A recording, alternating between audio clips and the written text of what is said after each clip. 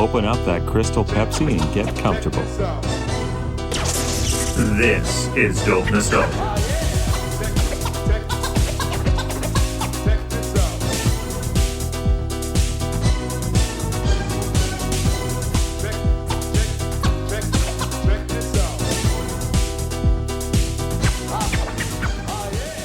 Welcome, everybody, to episode 223 of the Dope Nostalgia podcast.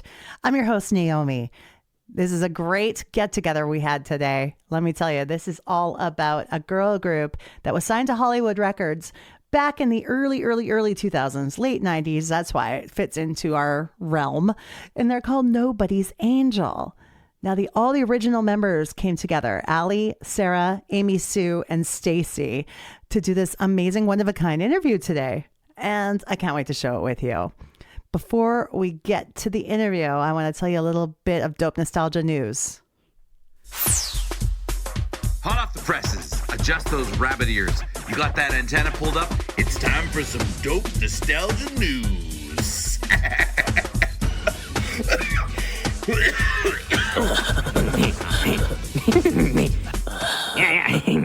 This is the first time we are going to go all the way back to episode 1 of this show.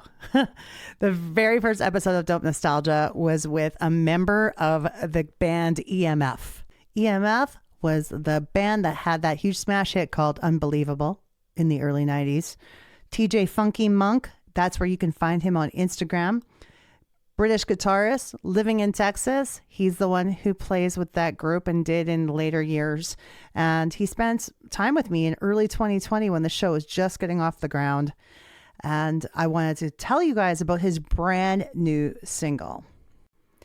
He's going by Timofee now, his stage name, his logo. It's Timofee.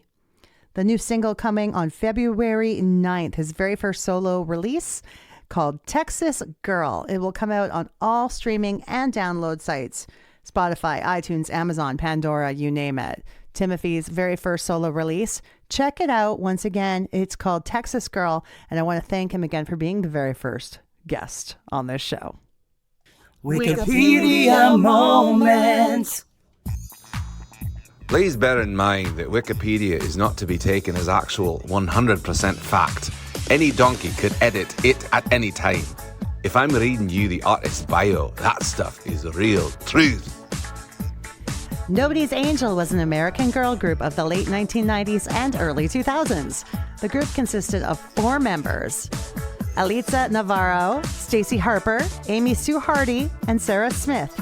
Later, Jenny Kwan and Ty Amber Hu were replacements when Harper and Hardy left the group. The band was put together after they became friends and discovered that they had something in common: a shared taste for music, dancing, and acting. In 1998, the quartet recorded Let's Get Together for the movie The Parent Trap. A year later, the girls all guest starred as fictionalized versions of themselves on the episode Road Trip from the ABC sitcom Boy Meets World. And soon after, in 2000, they released their self-titled album on the Hollywood Records label. Nobody's Angel featured the hit song If You Wanna Dance. Later, they released the song Pokemon World with the boy band Youngstown for the movie Pokemon the Movie 2000.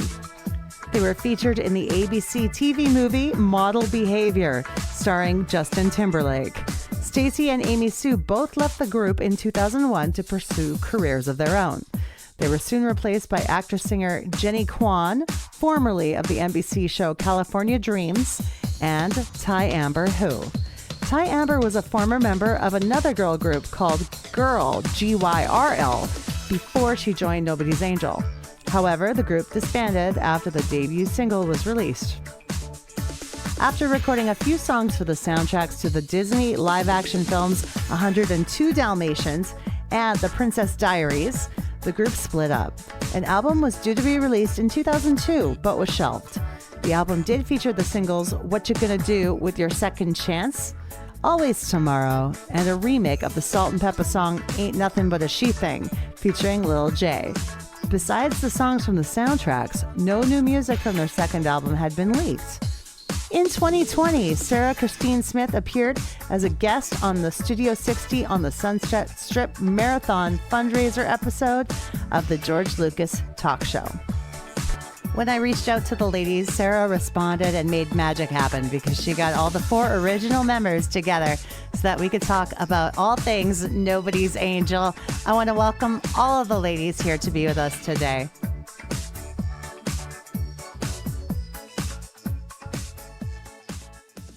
Well, I want to take the time to welcome you all to Dope Nostalgia. This is a podcast where we talk a lot about what happened in the 90s as well as into the early 2000s. So when I talked to Sarah and she said we were all going to get together today, I was so excited that you made that happen. Thank you, Sarah. You're so welcome. Yeah, I'm excited to be here with all of you. Sarah, Allie, Amy Sue, and Stacey. Nobody's Angel. Now, guys, in order to keep this organized, I'm wondering if I should just when I ask a question, direct it at one member and then whoever wants to pitch in with an answer after that. You go for Sounds it. good. Sounds good. Yes. Now, we were just talking about where everyone's based out of now, and Sarah surprised me by saying the Okanagan. That's right. Yeah, I live in Vernon, BC. That's awesome. Allie? I'm in Hacienda Heights, California. And Amy Sue? Orlando, Florida. And Stacey? I live in North Carolina, Wilmington, North Carolina, right by the beach. Everybody's all over the map, which is really cool. You ladies obviously still stay in touch. Otherwise, we wouldn't be making this happen today. How often do you guys get together or do something like this?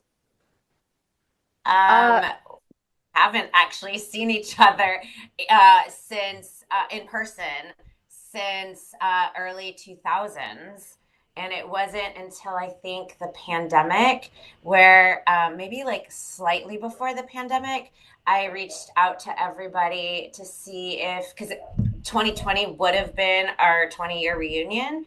And so I was reaching out to everybody to see if we can come back together and maybe do some sort of summer 2020 reunion with us and other groups. And then the pandy hit the worldwide and that destroyed it all. Oh, that would be so cool. Amy Sue and I have been able to connect a lot just because I've got kids and we always come down to Florida to go to Disney World. And so we have seen each other and she's let us stay Sarah at her house. Disney with her boys too. And yeah. So every so often we have one-off meets and we have conversations and someone will reach out with a cool project. And in a follow-up from Allie trying to put everybody together for a reunion tour for the 2000s, we talked about trying to do something else together. It just never lined. So Amy Sue, I hear a Southern accent coming out in you, girl. I'm sorry. I'm in rehearsals for a show and I have a Southern accent. So it's coming in quite a bit. There's nothing wrong. There's nothing wrong with a Southern accent. All my children have a Southern accent now, being in North Carolina. So where's your boots, Sarah? Where my boot? Yeah, my boots. I try to let the boots and the produce and the hockey, I try and let that go to the wayside. I really try and keep my American accent, but it is hard. It's so hard. I do find myself saying about, and I'm like, oh, it just came out. About. Yeah. And it's not normally more of a West Coast thing. It's more of an East side of Canada thing. But if you're living in a hockey world with hockey culture, there's a certain way to talk. Oh, totally. Yeah. How you doing there, bud? Yes. Bud. Now, I'm going to start by asking Allie this question, and then we'll go around. Who were your musical influences growing up? Who were your favorite artists? I have an array of musical artists. Just kind of like the household I grew up in. I'm half Peruvian, so I listened to a ton of Spanish music growing up, which was primarily the first of my musical influences, which would have been like artists, like the old school artists that my mom listened to, like Daniela Romo, Yuri. And then it went on to obviously the original Selena Quintanilla, and those types of artists. But and then I started off, I was like that geeky, nerdy kid listening to musical theater stuff. So, because my parents didn't let us listen to like mainstream pop music. So I listened to a lot of theater, like Liza Minnelli was like an icon to me, Barbara Streisand, Judy Garland, of course. And then my dad being a trumpet player back in his day, I listened to a lot of the music he listened to, which was a lot of jazz and blues and funk. But then when I discovered my music, I think it was Madonna, Gwen Stefani, Gloria Stefan, just a lot of different people. And I like country music too, so a lot of country artists. That's cool. All over. All over the map. Yeah. Amy Sue? Oh boy. Growing up on records, I know it's crazy. I had Donna Summer, the double live from Central Park. And I listen to it now in the car. I was actually driving my son and his friend around, and I put it on, and she's like, "I love this album." I'm like, "How does a 17-year-old know this album?" But good for you, because it's good music. Michael Jackson was big for me. As I started to mature, I listened to a lot of Ella Fitzgerald. Big musical theater nerd too, like Phantom of the Opera was Les Mis, all that kind of stuff. So they're kind of everywhere, just like Allie. Nice. Stacey? So I was a huge Janet Jackson fan, like did all the videos like in the car and just knew that was her. I loved New Edition growing up.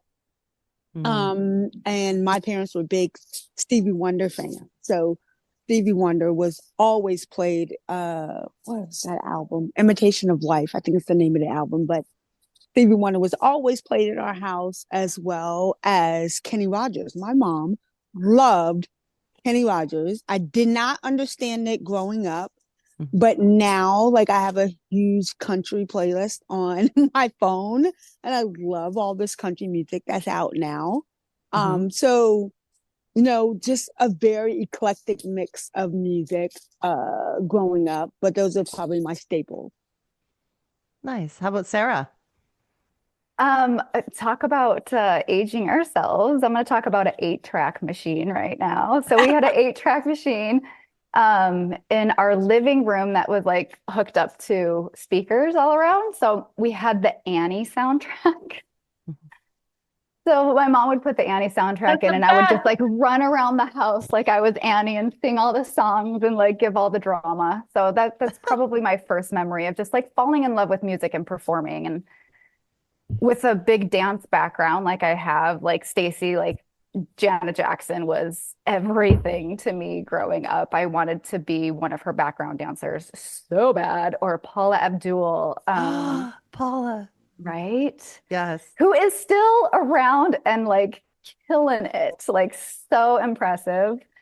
I think I'll be interested to see like the artists of today, to see if they have the longevity of the big artists in the 90s, the 80s and 90s, because I feel like they really made a stamp on us as a generation, and they're able to continue on. I'm just super impressed. Sorry, I went off on a tangent, but anything I can dance to, I'm into. I love music. And up until probably 5 years ago, I was a bit anti-country. I thought it was super cheesy, and I did not like it at all. I'm going to be super honest.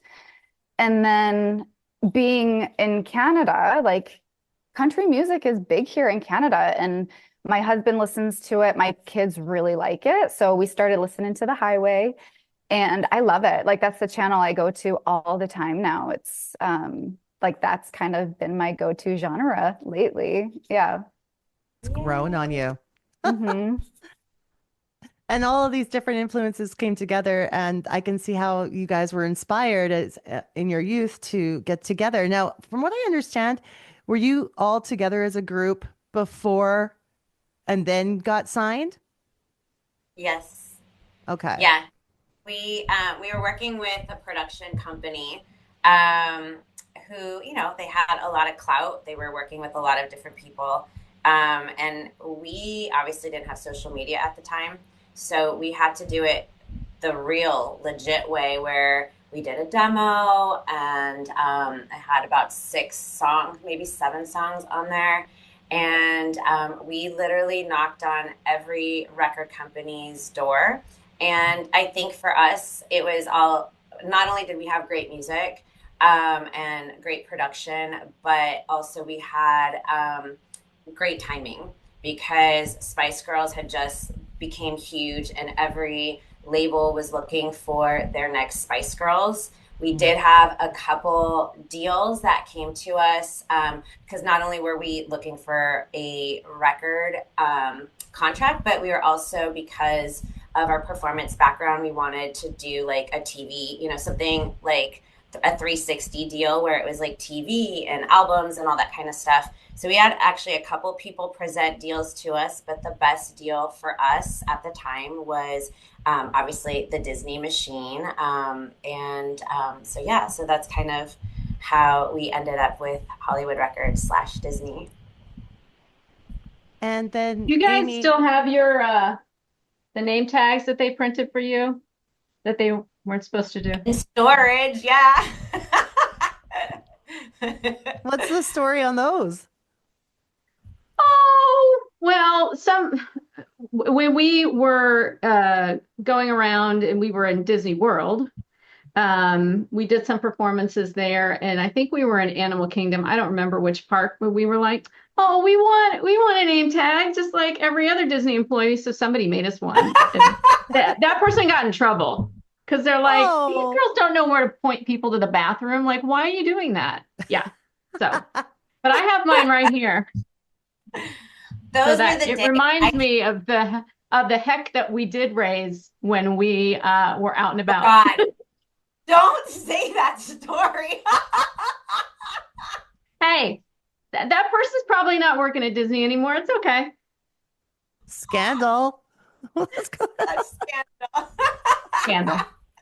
Yeah, I know. Visiting Disneyland and Disney World will never be the same. I mean, we got treated so well. Oh, what about SeaWorld too? Remember going SeaWorld to the what are those white beluga things? whales? Oh, the beluga whales and taking pictures in the back, like having Penguins. that Disney machine behind you had so many perks that was just really amazing for us at that age to do things that we just never would have done. I remember being in Disney World and I was dating a boxer at the time, and we had a show at Disney World and he came and we're walking through the park and kids are like, oh, that's Stacey from Nobody's Angel. I love you.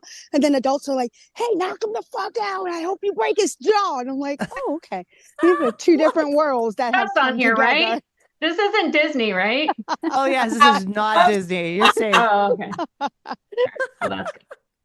No, I've been to Disneyland. This is so sad to say. One time after we were let go, and I've never been back to Disney because it's just not the same. It's, I'm like, we have to wait in line? You mean we don't get our special card where we can just charge everything and anything we want and have the Disney mouse pay for it? I'm like, I've never been back to Disneyland. One of my favorite memories was going on the Tower of Terror over and over and over, and then Rock and Roller Coaster. Rock and Roller Coaster with the Steven Tyler, them playing their song. Totally. That was awesome. Yeah, that was so fun. And having a lot of sushi in Disney World. Like, remember the sushi and the massages? And oh no, guys! Remember when we put our hands in the cement at the Chinese man in Disney World?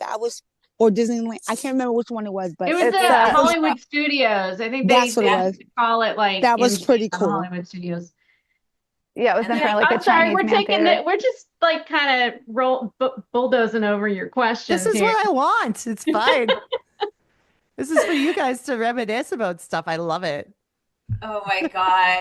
Yeah, no, There there's were got some amazing things. There were some crazy things. There were some tours and some recording sessions and red carpets. And I mean, you just tell us what you want to hear. We're ready to go. ate a lot of sushi from the time we started recording our album to the time we ended. We did eat a lot of sushi recording. We ate a lot. Like how much money we paid out in sushi? Like what the Well, hell? Who do you think we were? But the cool expenses. thing was we recorded in the same recording studio that Michael Jackson did. And so having that And kind We of Are the like World musical was history recorded. behind you, Yep. where We Are the World was recorded, having that kind of musical history behind you is a really cool thing to not just personally have, but have attached to your album as well. Also, too, a fun fact, because we recorded our whole album at A&M Recording Studios, which is sadly no longer there. But Karen Carpenter recorded her album. So that was somebody that my parents loved listening to before I think they even got married. But the eeriest thing was we were recording our song I Can't Help Myself in the same studio of Karen Carpenter, where she did her whole album. And we swear to God, we were visited by Karen Carpenter's spirit because lights would go out on like randomly, like a lot of like weird things where they were like, what did you guys say? And we're like, we're not saying that. So we had to do like different takes. What was our engineer's name? It's going to come to me. Oh my God. Michelle and Gitas. Gitas. Yes. Gitas used to come to see my shows when I first started Twinkle Time. Gitas, he was like, what are you guys saying? We're like, we're not saying anything. So I think Karen Carpenter was in the room. So at least that's a story we're going to stick to. Totally. I like that. And I was going to ask you guys about Hollywood Records because it doesn't exist anymore in the same form, does it? I think it does. It does. And they've gotten a lot stronger. And so I've kept in touch with many different people. In fact, the current president of Hollywood Records, it used to be Ken, the website guy. And that's how we used to call him. He was brand new, just graduated college, and they needed somebody to update websites and to upload things. And now he is the president of Hollywood Records.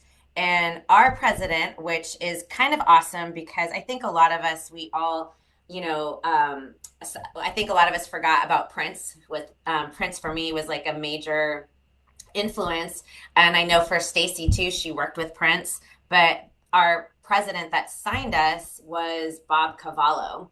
And he was Prince's manager, Prince's producer for the Purple Rain movie.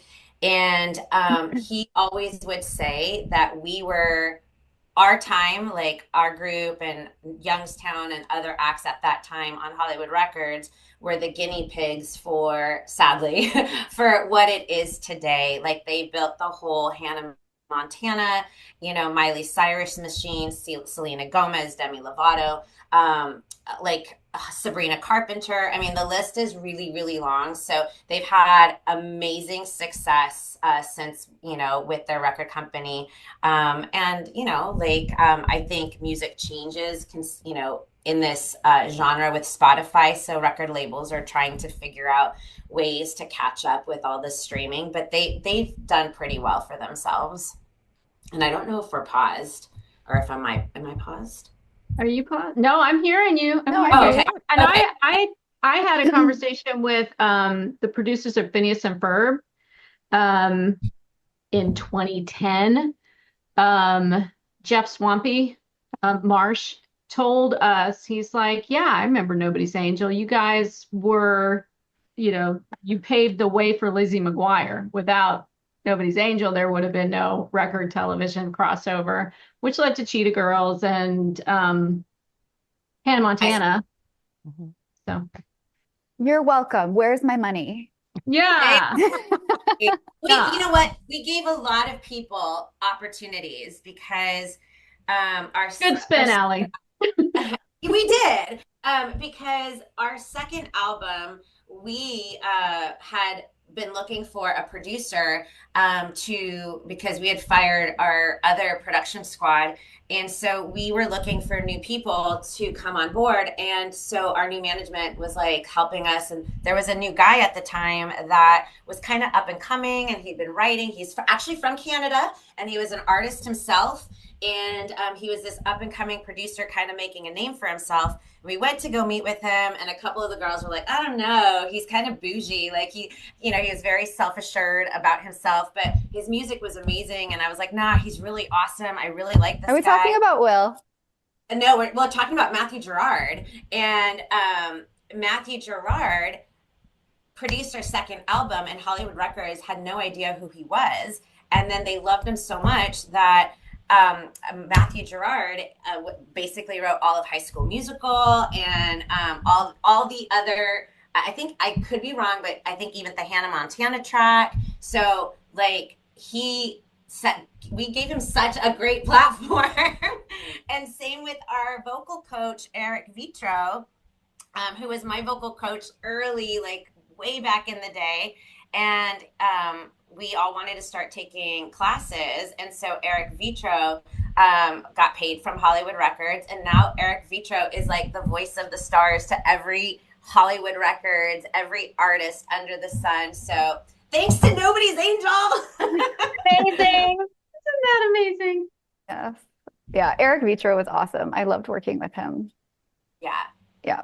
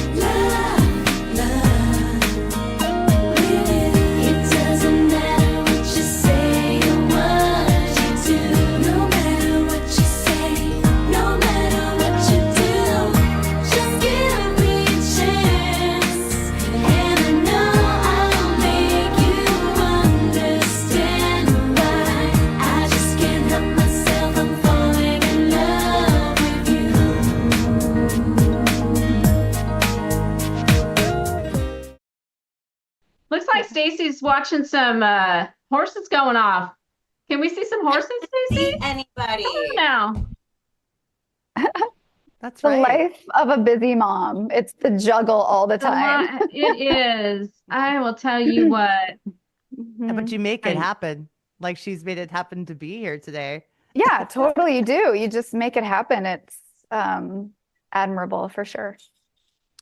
Now, Yes. who were your peers in the industry at that I'm time? sorry, guys. I got to be a mom for about 5 minutes. You and I'll go be back. ahead. We're enjoying your journey here. That's totally cool. Who were your peers in the industry at that time that you bonded with? I'll start with Sarah. Oh, wow. I mean, we were kind of in our own little cocoon, but we got to tour with AJ from the Backstreet Boys. So that was really cool. When we were in Orlando, we visited him at his house, and he kind of took us under his wing and taught us a lot about touring. And when he went off and did his solo, what was his alter ego? Johnny No Name and it was under Save the Music. So it was a nonprofit kind of concept. Yeah. So that was cool. We got to tour with him and open up for him. We toured with Britney. So I had known Britney from before. I did the Baby One More Time video with her, and I did the mall tours with her, and was working with her when Nobody's Angel was kind of getting off the ground.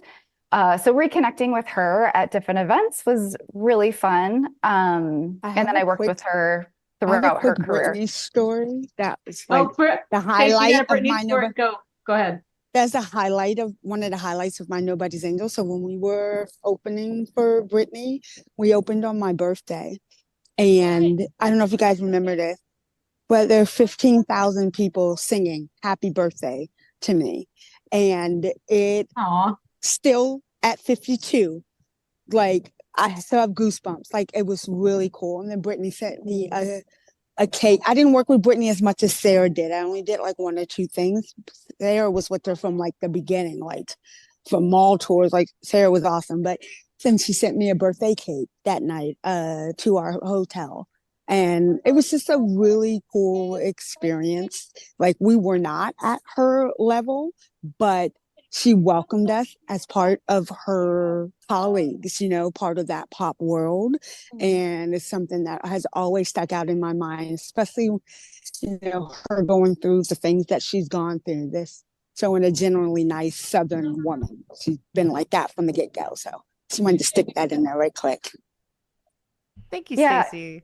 Yeah, it was a time to be in the music industry for sure. It was a big party. Like everybody kind of knew each other and you'd run into each other at events, red carpets. You never knew who you'd see behind, you know, backstage at a concert. And because there were so many dancers too involved, that I knew having a dance background, Stacey knew from having a dance background, that like not only was it like a party amongst the artists, but it was a party amongst the dancers too. Like it was such a fun time to be doing it. And it was a cool experience when we did our video, not to take away from Amy, Sue, and Allie, but for Sarah and I to go from dancing in the background to being able to pick dancers that we work with to be in our videos. Like that was a real kind of surreal moment to kind of, I don't want to say move levels, but still, you know, we knew what those dancers were going through. We had lived that life for years. And so to be able to then give them an opportunity was a really cool experience as well. Outside of Disney walking around with a measuring stick, measuring Allie's tank top because it couldn't be too short away from the belly button on our video shoot. Remember that? Oh, yes. Disney had great, which I think they've left and trashed it all behind, but they used to have very strict rules, and I sweat a lot. And anybody that has seen shows or that continues to see shows that I'm doing currently, I sweat so much that I cannot be covered up. So I was like, it is hot. We're performing in Arizona. It's 120 degrees. I am wearing a crop top, and plus they're in style. So I was not going to wear a covered up t-shirt. Oh my gosh, my husband makes fun of me all the time whenever like any memory pictures pop up or going through, you know, photo albums or whatever. He's like, is there a picture of you without a half top on? I'm like, they were in style. And I'm like, probably not. And thank God I wore them then, because there's no way I'm sporting them now after 3 kids. And I will tell you a secret. I never enjoyed wearing a half top. Oh, Amy, see, that's not a secret. We already knew that. Was never my choice. That fashion style to me is dead and buried, and it goes away in the trash.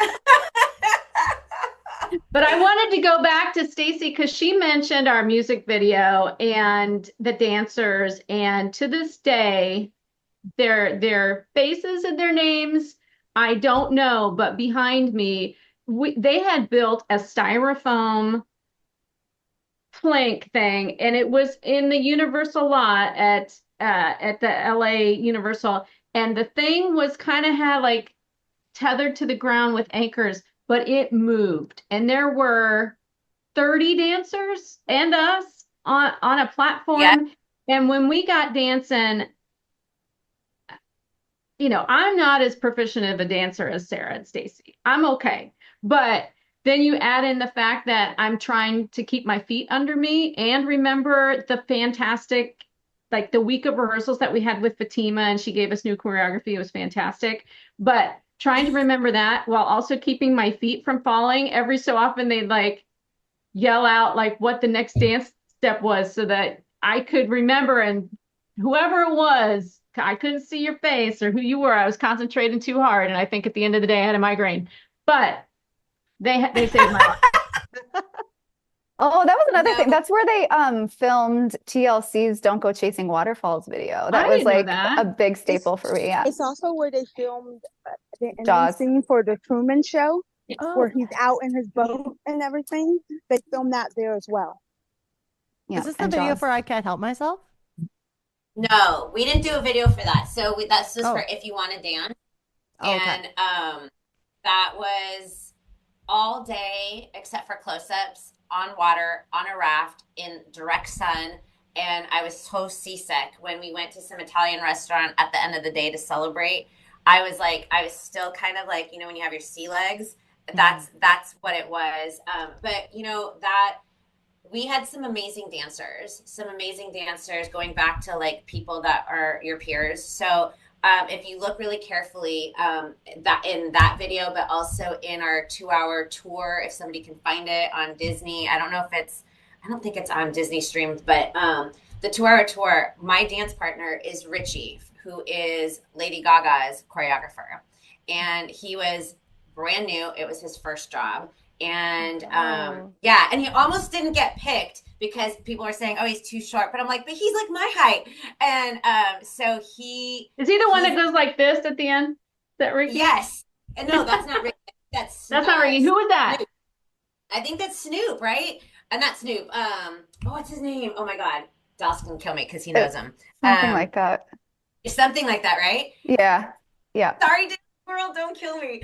But I think that was such a, what is it? Swoop. There you go. Yep, that's him. But there's some amazing dancers who all became, not all, but most of them became really big choreographers. People that are creative dance moms, people that John Corella. John Corella was in the video. I had worked with him. Stacey and I had both worked with him on an episode of Third Rock from the Sun that won an Emmy with Marguerite Derricks, and he created Dance Moms. Like crazy. Like, it's and then that work with Pink, and they also choreographed with Britney. We had so many amazing dancers who then became choreographers. And going back to your question about peers, like we toured also with Britney, but we were also on the road with Dream, and to this day I'm very good friends with Melissa Schumann from Dream, and sadly I also kept in touch with Aaron Carter for a good many years because he was also on the road with us, and he was really good friends with my brother, who was in the OG member for No Authority before Tommy came into the No Authority group. So these were people that we all got to hang out with. And then choreographers like Marty Kadelka, who choreographed for my husband's group, Youngstown. He was just a dancer. Teresa Espinosa, Keeley, all these people that were first-time dancers, and these were their first opportunities, who ended up becoming like huge choreographers, choreographing big-time movies and for Justin Timberlake. So we got to hang out with Justin Timberlake for a long time because we did that model behavior in Canada. In Toronto. Yes. Yeah.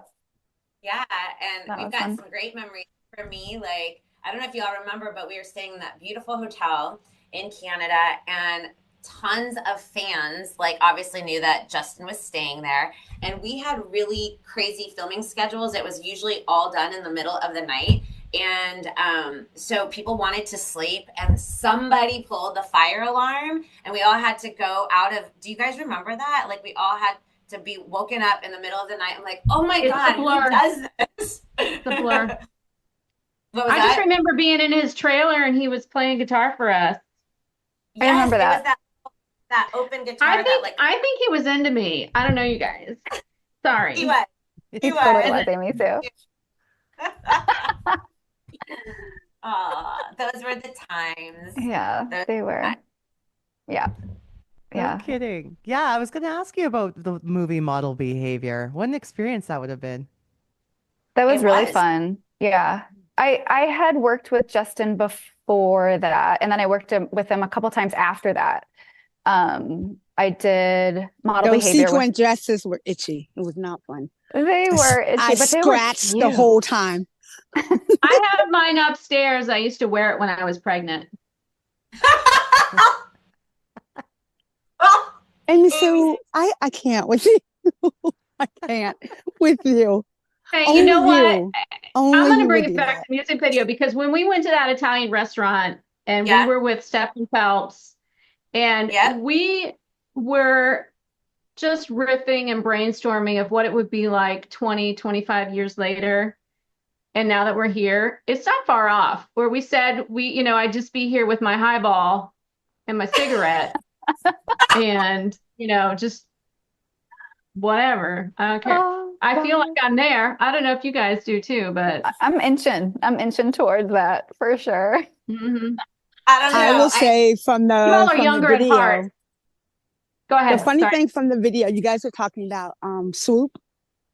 My Yes. 3 girls, when they were younger, and of course they were raised on Nobody's Angel, they didn't get, dad. I didn't know dad. I didn't know dad back then. So I would tell him Swoop, because since he was bald and my husband is bald, I'm like, look, there's daddy in the video. That's how we met. No. And then it took them, and it took them until they were teenagers to be like, wait a minute. That was like years before. I was like, all right, well, nobody was explaining the birds and the bees to y'all when you were 2. But when you saw the As if I video, could love you anymore. You pull crap on your kids. That's exactly, for years. And it worked really well. My second story about my kids and Nobody's Angel is their favorite song is Right There Waiting.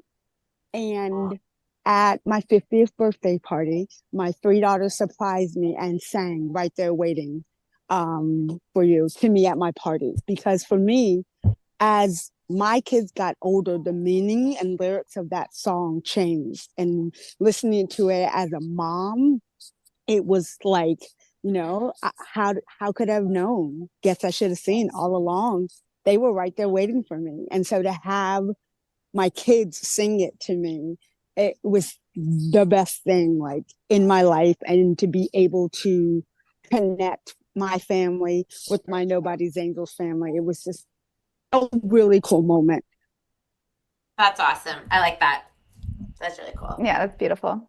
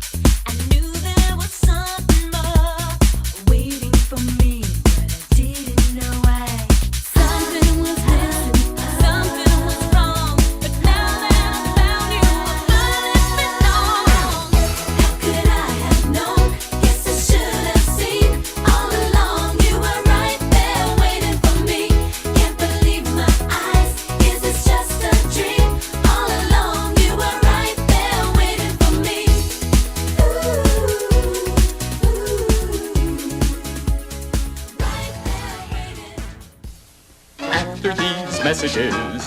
We'll be right back. Hey, friends. I kind of miss getting those messages on my answering machine like we used to back in the day.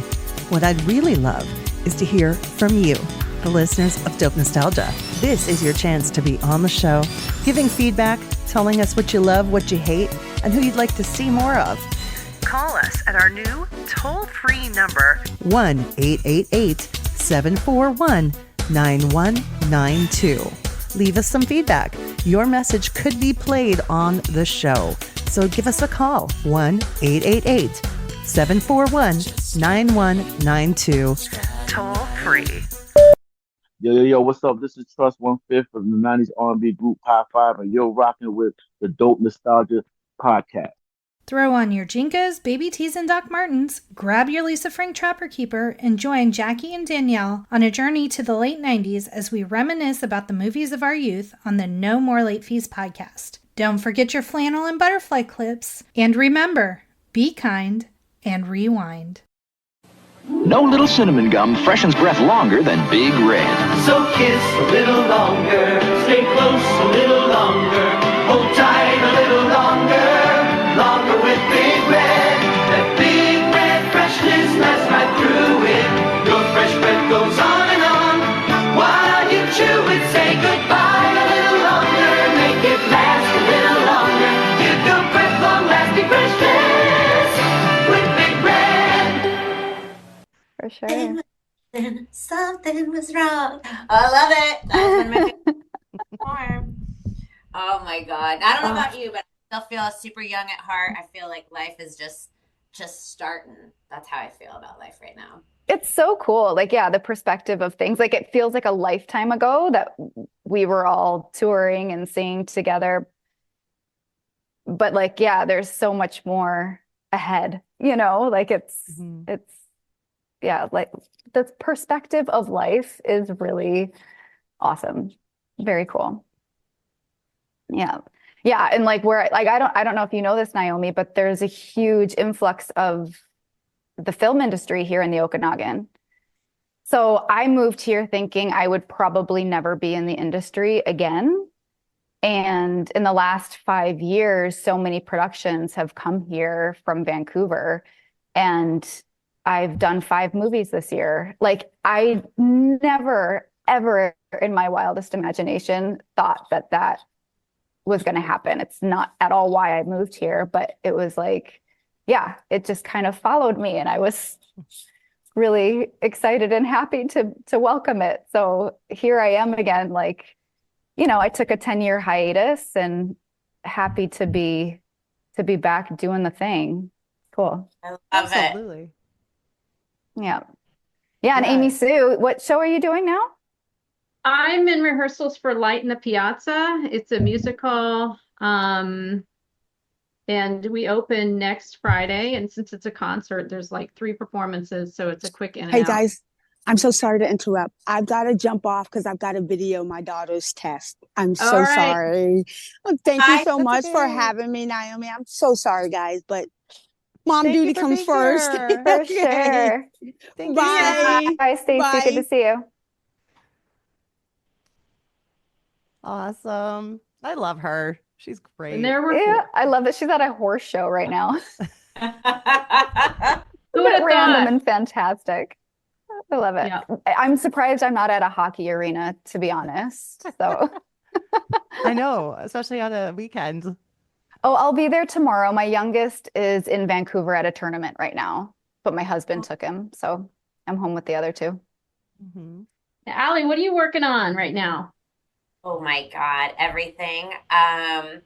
So probably 11 years ago now, after Nobody's Angel died, and that was like the closed.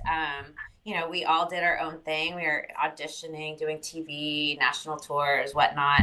But one of my side hustles was teaching kids, and fell in love with it. But I wanted to do something way cooler and more fun. And so I created an alter ego for myself. And I go by Twinkle Time and bright orange hair. And it's been the most amazing journey of my life. But honestly, Nobody's Angel, and obviously like other tours that I've done, like I did Broadway and I did national Broadway tours prior to all of that. But the business side of Nobody's Angel really taught me how to run my own, be my own record company. My own, like I book my own shows. I'm an independent recording artist, but for kids and families. And so I started out here locally. Never in a million years did I think that I would still be doing this. Never in a million years that, I wanted, like I was doing my own solo projects and trying to get signed to like a major label, and I had almost deals happen. but they didn't. But this, for some reason, started taking off, and people started knocking on my door, and it started growing. And we took it all up and down California and then the West Coast. And pretty soon, like now I'm touring all over the country. We do theater shows. We do headline at state fairs, on family stages. And I'm kind of like, I guess the New York Times labeled me as like the Lady Gaga children's pop star for kids. So like, that's kind of like That's what, so cool. it's so cool. And it's so, I love every minute of doing it. There was a hiccup during the pandy era that I call the pandemic, where everything shut down, right? And it was the worst time for any independent artist. I don't know how I survived. I think it was literally like setting up for today was very reminiscent of the pandemic era because I literally came into this room every single day, Monday through Friday, to do a live stream, mostly to keep me sane. But parents are like, thank you so much for doing it, because you gave us an hour of like, put the kid in front of the, laptop or the TV and have it be inspirational, music related, educational, and we would get together as a family and watch. And so I guess like, I didn't know how it was impacting other people. I was just basically just doing this to stay sane and to feel like I was working, if that makes any sense. But hold on one sec. Did I lose you guys? I have to sign back in. No, Hold on. no, you're here. We can hear you. You can see? Okay. Yeah, I can see and hear you. Okay, good. So, hold on, I'm just signing back in. There we go. So, so that's what's happening. I feel really blessed. Next year, we're going to be going to Australia for the first time. Like, I had a lot of things that we were supposed to be in China and Japan in 2020, and that didn't happen. So I'm hoping that there was issues with like visas and all that kind of stuff. But we're going to be in Australia. So I'm taking Twinkle Time worldwide, and I have a new album coming out next year. That'll be my 5th album. So yeah, a lot of great things happening, and I have to say I owe it to Nobody's Angel, all the things that I got to learn from the business aspect. So I feel grateful and blessed. Oh, that's so exciting that you're going to Australia. Yeah, I've never been. I'm excited. That's so fun. I've never been either. I've wanted to go so bad. Like we were supposed to go when I was on tour with Paul McCartney, but then the bombings happened in Melbourne. Oh, God. And he canceled the Sydney shows, so we didn't end up going. And I've always wanted to go. Yeah, are you guys going to Sydney, or were you going? I've been once. What was that? I've been once for my honeymoon. That's where we went. We went there, and then we went to a place called Lizard Island it's the most southern part of the Great Barrier Reef, where they have like these massive lizards. So we were on the beach, and I hear they have everything. I hear that it's like crazy spiders or something. Is that true? Probably. I didn't see those. Thank goodness. They have the most deadly animals in the world. Okay, great. Well, that's where I'm going to be for 2 weeks. Just don't go to the outback. There you go. I'm not going to go there. I've heard that if you like just in like Sydney or Melbourne, that it's just like anywhere else when it comes to deadly animals. Like there's hardly any. But as soon as you the outback or somewhere crazy, that's where you get trouble. Well, I hope I'm going to make sure, put a mental note, do not go there. Yes. Are you guys going to Sydney? Yes, we're going to be in Sydney for 2 weeks. It's the Royal something. It has something to do with Easter. I should know this so I could plug it right, but I don't know. But I will be in Sydney for 2 weeks. So I have to actually get all my paperwork turned in, I think, at the end of this month, actually. So lots of stuff happening. So yeah. That's so exciting. Love it. So you want to be the master of Pokemon, understand the secrets and have some fun. So you want to be the master of Pokemon, do you have the skills to be number one? Number one! Let's do it. I want to take the ultimate step, find the courage to be bold, yeah. To risk it all and not forget the lessons that I hold.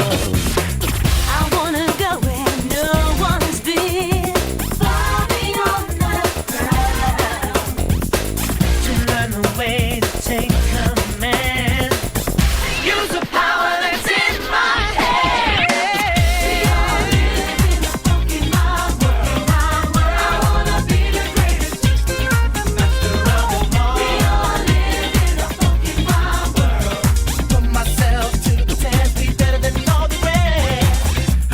Come on, what? Well, ladies, tell me about being on Boy Meets World. And from what I understand, there was supposed to be you were going to get a show after that as well. Mm-hmm. Yeah. Yeah. So, oh my God, Michael Jacobs, I've been trying to remember his name, Michael Jacobs. I was like, who's that showrunner?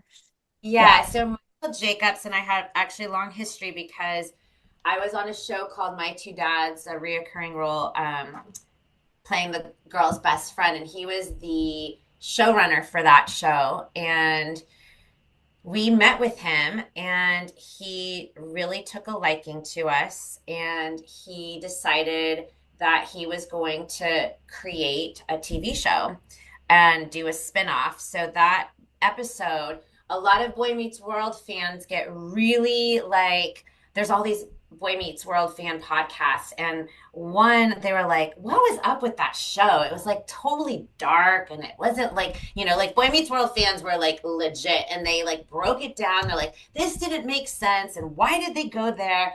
And so I actually was on one podcast because I had to explain to them that it was a spin-off, and they were trying to introduce us to their time frame. So Michael Jacobs was going to be attached and be the showrunner for our own TV show that we were slated to have.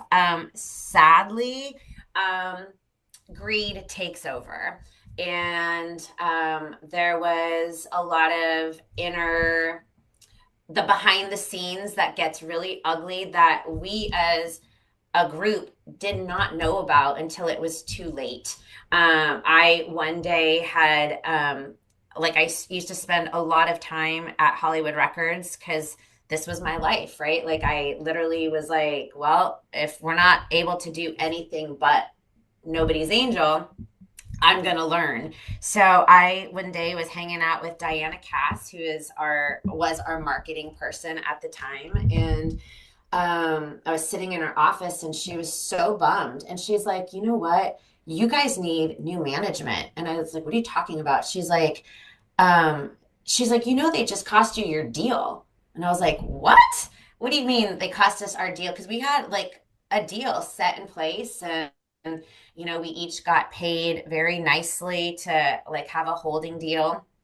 And she said that our production company wanted to have credit for executive production rights and created by rights when they've never had the experience of creating a TV show or had the clout that Michael Jacobs had under his belt for having so many successful shows that were running at that time.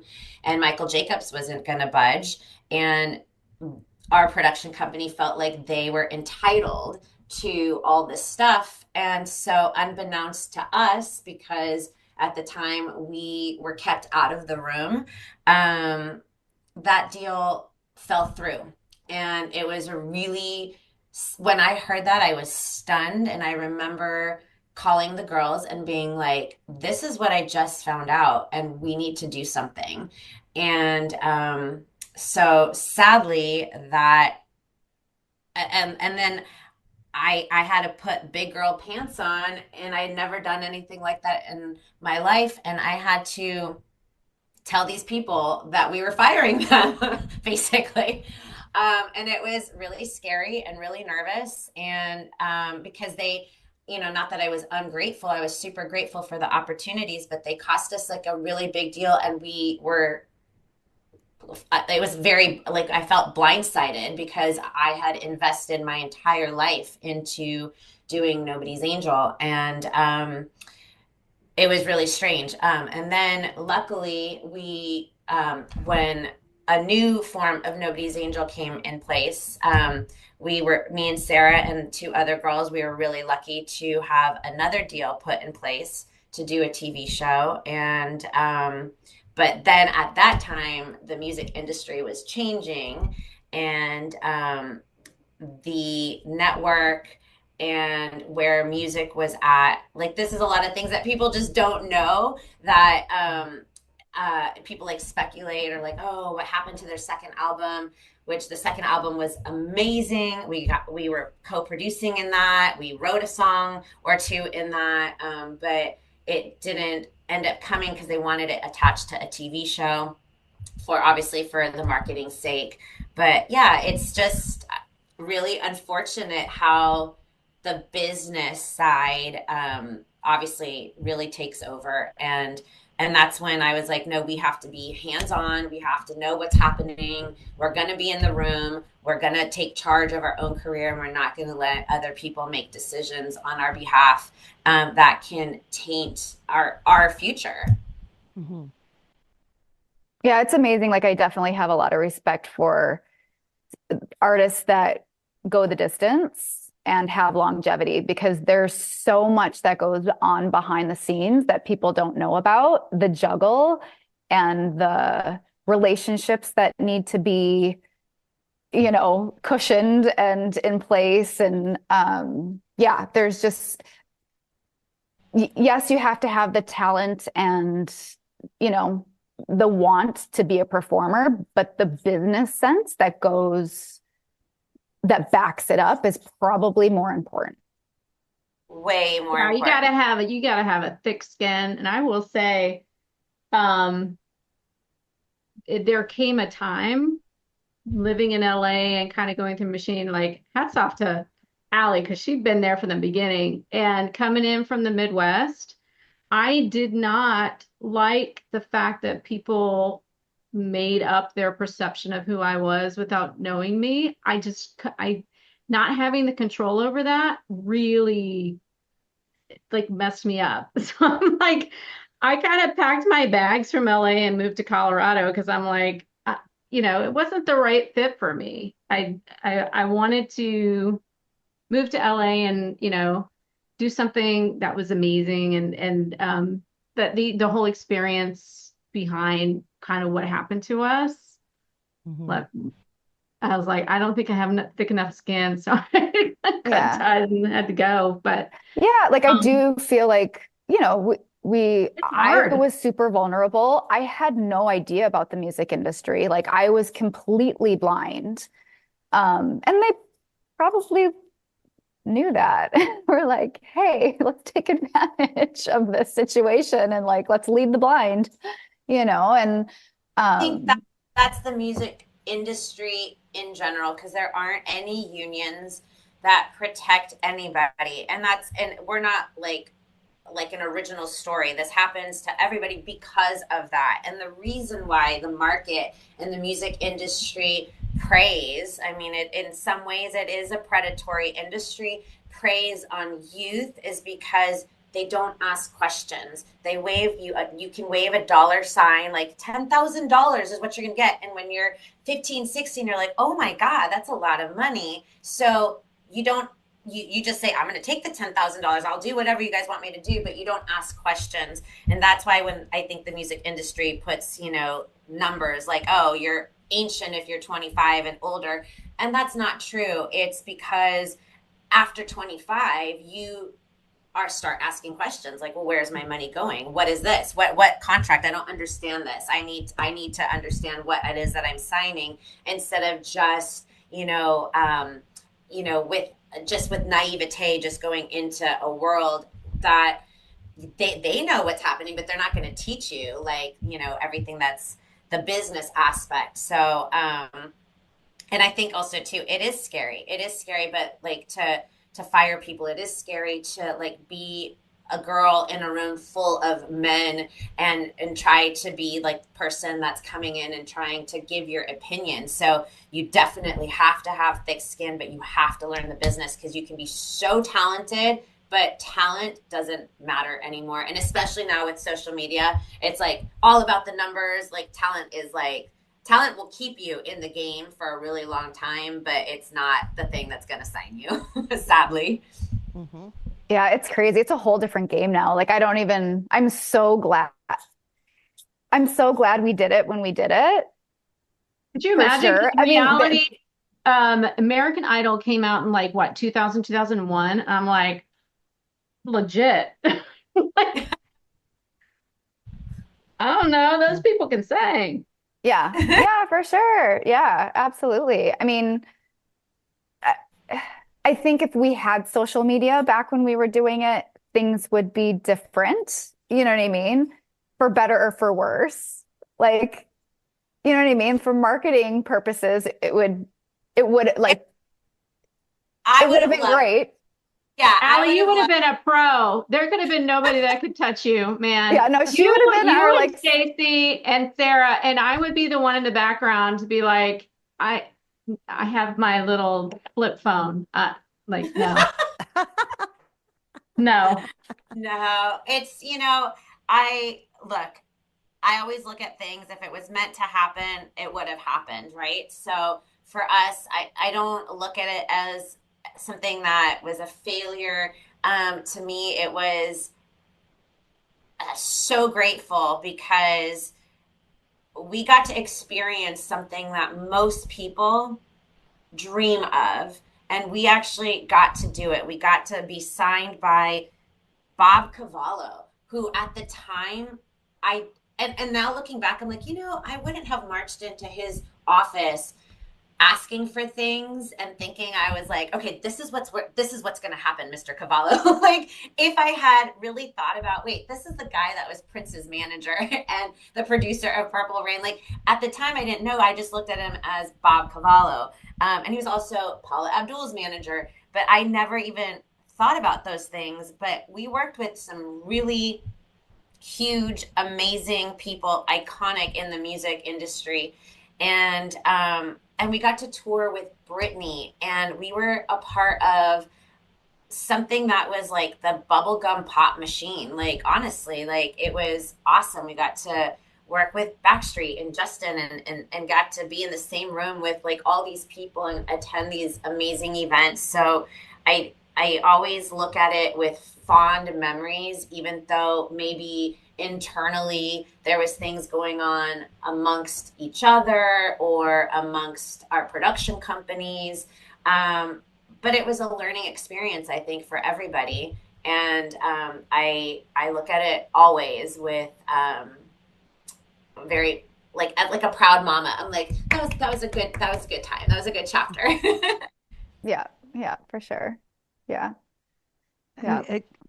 Where you are in life now is probably where you're meant to be. And it's just so cool that you got to share that all together. Did you guys Yeah. did you guys do teen magazines too? Were you in like Teen Beat and Bop and all of those? What was that Yes. like? We were. I did not Yeah. like it. Sorry, go ahead. No, I just said we were on the cover of Teen Beat. Yes. I had a really hard time with photo shoots. I still do. Like, I don't like having my picture taken. I don't like standing there and posing. It seems very superficial to me.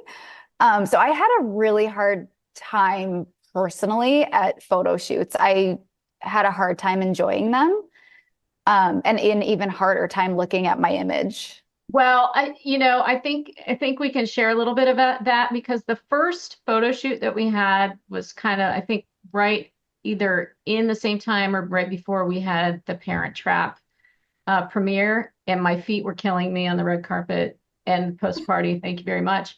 But they put us in colored bras and white wife beaters with like little like teeny charm things in our hair, and then they made us lie down on the ground, and the photographer got up on a ladder and took a picture of us. It was the most every picture from that shoot was the very most unflattering picture I've ever seen of any of us, and these are the most beautiful women in the world, and you're looking at it going, how could they make us look that undesirable? It was like the worst thing ever. I mean, that kind of set the bar. I thought they got better, but yeah, I'm kind of with you, Sarah. Like sometimes on the photo shoots, I'm like, where did we get these clothes? Like, Yeah, like the stylist brought them, we put them on, took them off. I don't know. And What that's was the another thing. What was Sorry, the go most ahead. regretful thing you had to wear where you're like, oh my goodness, never again. I never want to see that again. Garbage bag look. The garbage bag look that we did for Popstar magazine. I Was don't that in remember that Venice? one. Was that the one in Venice? I don't know. There was one that we did in Venice that was like, I wanted to just erase that day from my existence. We all Like, had white shoes, white slide-on shoes. Do you remember? And we had like garbage bag looking outfits. That's like the worst picture ever. I hope those never come out. But I do say I loved the clothes. I'm all about bright colors, obviously. But for me, I love playing dress up. I think that's like the glamour part of being in the industry. I love when other people do my makeup because I can't do makeup to save my life. I can't do hair to save my life. But I also had eating disorders. And so at one time I was 98 pounds, maybe, no, I think it was 89 pounds. And I remember Sarah talking to my now husband, like, you need to make her eat because she didn't look like this at one time. And I think it was the pressure of having to look a certain way. And I was also very obsessive with having like abs, right? And so if I didn't see my abs, I was like, oh my God, I need to like hit the treadmill for another hour. It was crazy. It was a crazy time. And I think it was the pressure of trying to fit whatever that image in my mind was. So at one time I was 89 pounds. I'm 5'2", and I do remember, because Dallas told me way later on, he was like, Sarah was like always coming to me like, make her eat, make her eat, make her eat. And then I ballooned up to 132 pounds, and this was a different photo shoot. And I remember how at the time, maybe my stats hadn't been changed, and so the fashion stylist was like, oh, well, everything that I pulled, nothing fits you. And then I give major props to our publicist Siri at the time, because she got really mad at the stylist for saying that, and because she made me feel like, oh my God, like, oh God, like, and it was like while we were doing a photo shoot. So she was like, don't listen to her. And she told the lady to basically screw off. And we picked clothes that I felt comfortable in. But I think that's the thing. It's like people don't see, they look at pictures, but they don't realize what each individual person might be going through while they're taking the picture. And I just now, like, as I've gotten older, that's why I'm like, life gets better as you get older because you gain confidence in yourself. And that's not like to be braggadocious, but it's like, now I'm like, you know what? There's filters, and you know what? People can retouch, and there's good lighting. I have to sign myself in again. I don't know why my computer keeps doing this. So we can hear you. We can hear you. Okay, good. So Answer it was just, I think you just have to, there comes a time where, yeah, you're going to gain a couple pounds sometimes, but you know what? It's maybe you stand at a different angle. Maybe the lighting, you have a zit on your face. Cause I used to be like, oh my God, I have a zit. And I would like literally try to not pluck it, like pop it. And then I would have scars on my face because I made it look worse. So it's just like, you just have to, like, to young girls, just know that the lighting is going to be your best friend. Retouching is going to be your best friend because everybody gets retouched. So don't even worry about it. But when you're younger, I don't think you think about all these things. I think you're really hard on yourself. For sure. Yeah. And the images they see out there aren't realistic expectations because of that. So they need to know. Yeah. Yeah. But then, like, I mean, I think now, like, holy crap, like, could you imagine if those pictures that we were just talking about, that we absolutely hate, that we could burn, were posted all over social media, and there was 100 comments of like, what the hell were you guys thinking? You look like a trash bag. You look like, do you know what I mean? Like, right. Right? Like, I feel so, I have so much empathy for young artists nowadays that have to endure those comments, because we all have negative self-talk. And if somebody else is saying what we're thinking, it just reaffirms it. Like, how hard is that? Like, that is like, whew. People are such trolls. So I just think that, I don't know if I would have been able to handle comments, because I remember, what was it? Is it A&amp or I&amp? What was the instant message back in the day? Like the AOL one? Yeah. Yeah, and so I remember hearing people be like, "Oh, Allie needs to eat a cookie," or "Allie needs to lay off cookies," and so I was just like, "What the heck?" Like, um, and when like nobody has that kind of confidence when they're younger, right? I mean, maybe some do, and I do see some young girls that have all the confidence. I'm like, man, I wish I had her confidence at her age, you know. But I think you just have to, there's a lot of haters and they're just like, you know, negative on within their own self, and so they're trying to pick it out. Like they would never tell that to your face, right? But they're going to leave those nasty comments online. It makes them feel so good. But I just think that as you get older, you like, yeah, I as we've grown wiser, I just think that you build that confidence up. So I think that's why I say life gets better. Yeah, yeah, for sure. And I think like going back to the pictures that we hated, it's like we didn't pick out our clothes. We didn't really have a say in what we wore. And when it like it might sound superficial or stupid, but like you're not going to pick out an outfit in the morning that you don't like and walk out the door with confidence in your own personal day. So now Right. expected to like wear this thing that like you really don't like in a situation that you're already uncomfortable in, and then it's plastered you know what I mean? Like there's so many layers to it that like, yeah, it's just going back to like, I wish I had the voice then that I have now.